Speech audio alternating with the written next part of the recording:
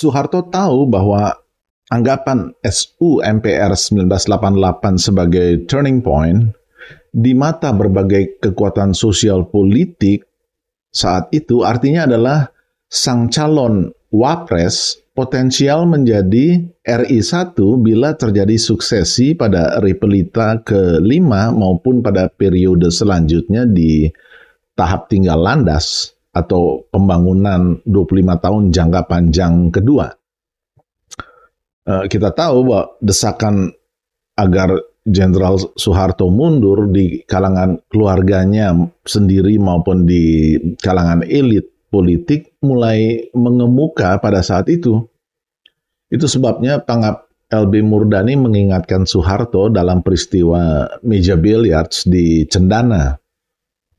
Inilah latar belakang kenapa Soeharto menjelang SU MPR 1988 membentuk apa yang dinamakan sebagai Tim 9 di internal Golkar untuk menjaring nama-nama calon wapres secara bottom up bukan top down sebagaimana biasanya. Nah, dalam sidang-sidang umum MPR sebelumnya, nama cawapres selalu datang dari Soeharto sendiri sebagai satu paket untuk diputuskan oleh MPR. Nah, kali ini tidak. Tim 9 ini penugasan rahasia. Misinya adalah mengusulkan siapa saja yang perlu diajukan untuk menduduki jabatan pimpinan di lembaga-lembaga tinggi negara, termasuk presiden dan wakil presiden. Nah, di layar bisa Anda lihat siapa saja nama-nama dalam tim 9 ini. Selain Sarwono sendiri sebagai Sekjen Golkar saat itu, ada nama Jenderal Tri Sutrisno, saat itu masih sebagai KSAD. Nah, kalau Anda perhatikan, ini artinya tim 9 ini dibentuk Soeharto setelah peristiwa meja biliar di Cendana pada sekitar bulan Januari atau akhir tahun 87. Dari mana kita tahu? Karena yang menjadi lurah di fraksi ABRI itu Pangap, Panglima ABRI. Sedangkan Jenderal Tri Sutrisno masih sebagai KSAD, Kepala Staf Angkatan Darat. Berarti Pangapnya masih Jenderal LB Murdani. Tetapi Beni tidak dilibatkan dalam misi rahasia tim 9 ini. Cut the story short, tim 9 ini selanjutnya melakukan rapat-rapat malam hari dipimpin oleh Jenderal Tri Sutrisno. Mereka bersepakat untuk calon presiden tidak ada nama lain, yaitu hanya Jenderal Soeharto. Tetapi untuk posisi wapres, nah ini, yang dari jalur G, di bawah Sarwono menginginkan ketum mereka Letnan Jenderal Sudarmono sebagai calonnya. Sedangkan yang dari jalur B dan jalur A itu terbelah antara opsi Sudarmono atau opsi mempertahankan wapres petahana Jenderal Umar Wirahadikusuma. Nah, kondisi ketidakpastian siapa bakal menjadi cawapresnya inilah yang menyebabkan terjadi disparitas antara ABRI dan Golkar, antara jalur A dan jalur G, sampai menjelang sidang umum.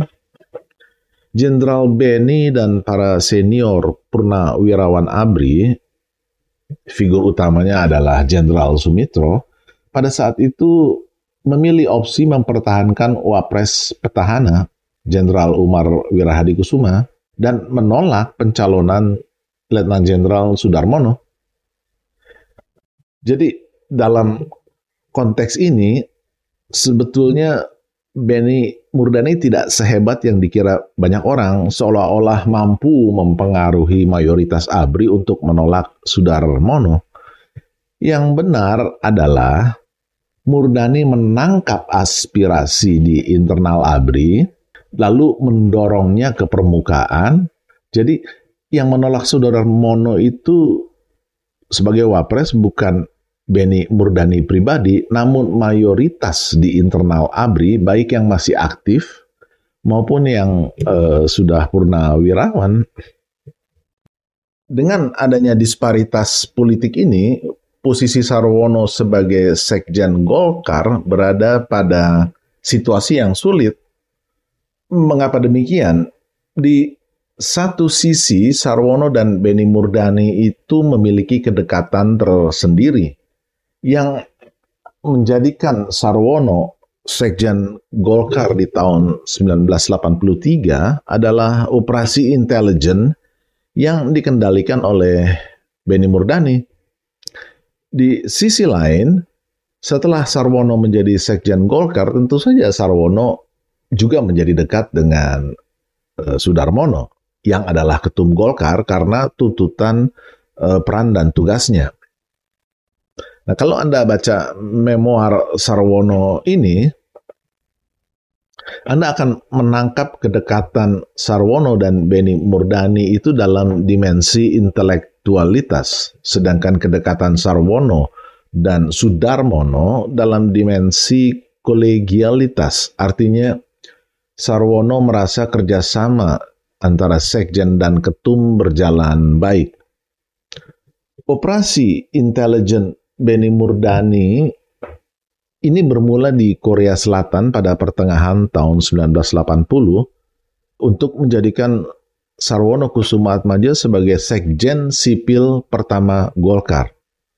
Nah, ini akan saya bahas mendalam di lain kesempatan untuk menghindari video ini menjadi terlalu panjang. Nah, kunjungan ke Korea Selatan ini difasilitasi oleh CSIS. Nah, tapi saya akan menampilkan bagian ujungnya. Setelah Sarwono menjadi sekjen, dia menghadap Beni Murdani dan berterima kasih, sekaligus ingin menggali cerita di belakangnya. Begini, tentu sebagai orangnya Beni, saya segera menemui Jenderal LB Murdani. Terjadilah percakapan yang tidak bisa saya lupakan seumur hidup. Saya membuka percakapan dengan ucapan terima kasih atas dukungannya hingga saya menjadi sekretaris jenderal, suatu jabatan mentereng yang sebelumnya selalu disandang perwira tinggi Angkatan Darat. Nah, kalimat terakhir ini mau menjelaskan kenapa Sarwono Kusumaatmadja di usia 40 tahun saat itu, di tahun 1983, dijadikan Sekjen Sipil pertama Golkar. Di balik fakta usia muda dan fakta Sekjen Sipil ini, ada visi Ketua Dewan Pembina Golkar, yaitu Jenderal Soeharto sendiri, yang akan saya bahas pada kesempatan tersendiri juga. Operasi intelijen Beni itu diperintahkan Soeharto sudah sejak 1979. Sarwono dikuntit, diawasi tindak tanduknya, diteliti latar belakangnya. Sarwono terpilih sebagai Sekjen Golkar itu di Oktober tahun 1983. Itu artinya operasi intelijen Murdani dilakukan selama 3 tahun lamanya. Laporan Beni kepada Soeharto itu di awal 1983, laporan hasil intelijen terkait Sarwono ini, dan Soeharto sendiri yang memerintahkan Murdani untuk mengamankan jalan Sarwono ke kursi Sekjen Golkar.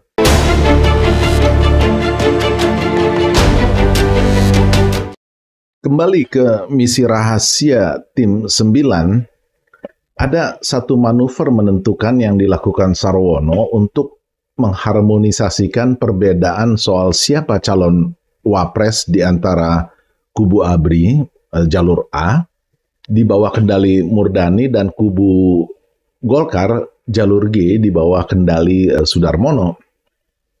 Sedangkan jalur B, birokrasi, dalam posisi relatif menunggu kepastian dari Soeharto. Dan Soeharto sampai minggu terakhir Februari 1988 itu belum juga memberikan isyarat soal siapa cawapres yang dikehendakinya, selain hanya memberikan kriteria-kriteria. Nah, kriteria-kriteria inilah yang kemudian ditafsirkan berbeda antara Sarwono dan Benny Murdani. Sedangkan di tim 9 sampai saat itu bersepakat bahwa nama salah seorang cawapres yang akan diajukan adalah Sudarmono. Pengertian salah seorang di sini artinya bukan satu-satunya nama. Sebab jika tidak demikian, untuk apa dong Soeharto membentuk tim 9? Gunakan saja pendekatan lama, model top-down dari Soeharto sendiri, ajukan paket, selesai. Itu sebabnya Benny melakukan manuver memunculkan nama Haji Naro dari P3. Ingat, sejak peristiwa Tanjung Priok, terutama setelah Muktamar NU di Situbondo, Benny Murdani sebetulnya mulai menggarap kekuatan Islam politik di balik safarinya ke pondok-pondok pesantren di Jawa. Naro itu orang Parmusi yang digarap oleh Ali Murtopo untuk menggeser pengaruh NU di P3 pada sidang umum MPR tahun 1978 yang melakukan walkout. Naro dijadikan ketum P3 untuk menghantam orang-orang NU di partai itu yang terkenal vokal terhadap Soeharto. Nah, kader-kader NU kemudian dibatasi jumlahnya oleh Naro dalam pemilu 1982 dan hal inilah yang menjadi salah satu pemicu keluarnya NU dari P3 pada Muktamar NU di Situbondo tahun 1984. Jadi, Benny melakukan manuvernya melalui jaringan Parmusi yang menguasai P3 di tahun 88 itu, walaupun pada saat yang bersamaan, Benny juga mulai menggalang kedekatan dengan jaringan NU melalui Gus Dur. Tapi kan di tahun 88 itu NU sudah tidak ada di P3. Nah, singkat cerita, tim 9 sampai minggu terakhir bulan Februari masih deadlock soal siapa cawapres Soeharto. Dan di tanggal 26 Februari, Sarwono mengambil inisiatif yang tidak banyak diketahui orang. Peristiwa ini dikonfirmasi oleh Sarwono dan Murdani sendiri dalam biografi mereka masing-masing. Apa yang terjadi? Dalam pertemuan di Jalan Cendana dengan Soeharto, di awal diskusinya masih ngambang, sampai Sarwono memancing dengan pertanyaannya.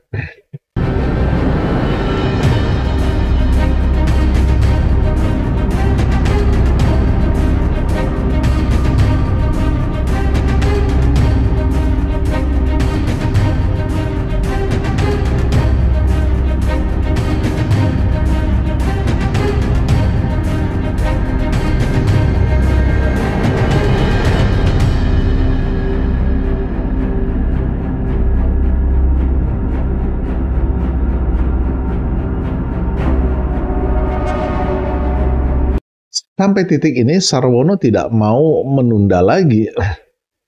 Dengan cerdas dan santun dia masuk dengan pertanyaan berikut. Saya ingin memastikan ketegasan Pak Harto karena dalam rapat tim 9 yang mengusulkan Pak Umar Wirahadikusuma sebagai calon wapres alternatif itu ada juga. Kalau Pak Umar gimana Pak? Tanya Sarwono ke Pak Harto. Nah, di sini Sarwono menggunakan teknik reverse confirmation atau konfirmasi terbalik. Apa jawaban Soeharto? Saya bisa bekerja sama dengan Pak Umar, tapi sayang dia tidak pernah memimpin kekuatan sosial politik. Nah, kalimat inilah yang menjadi penentu untuk menafsirkan sikap Soeharto sesungguhnya. Jenderal Umar Wirahadikusuma memang tidak pernah menjadi ketum parpol manapun.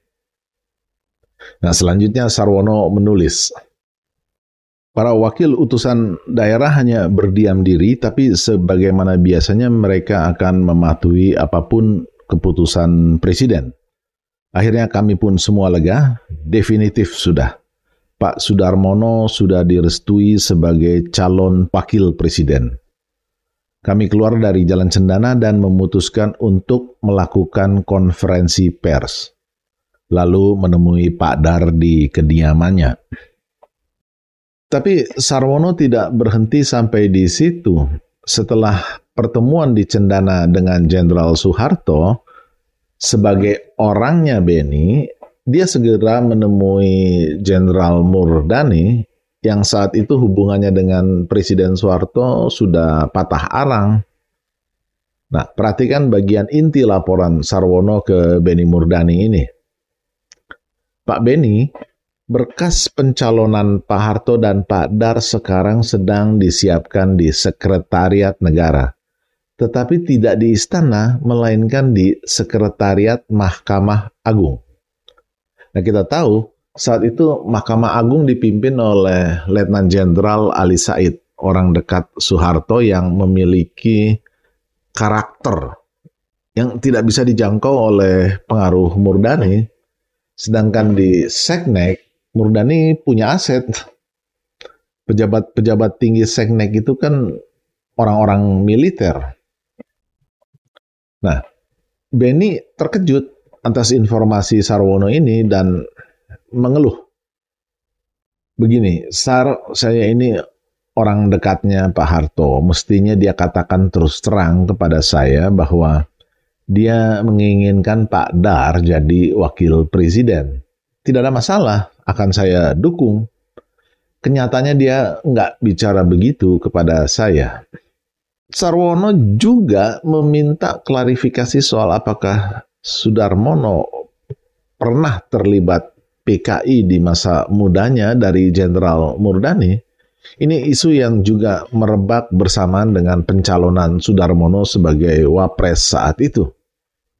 Sekalipun Murdani saat itu sudah tidak menjabat sebagai Panglima ABRI, tapi dia masih memegang jabatan Pangkop Kamtib yang punya wewenang untuk memberikan security clearance atau dokumen bersih lingkungan terhadap para calon pejabat negara maupun pegawai negeri.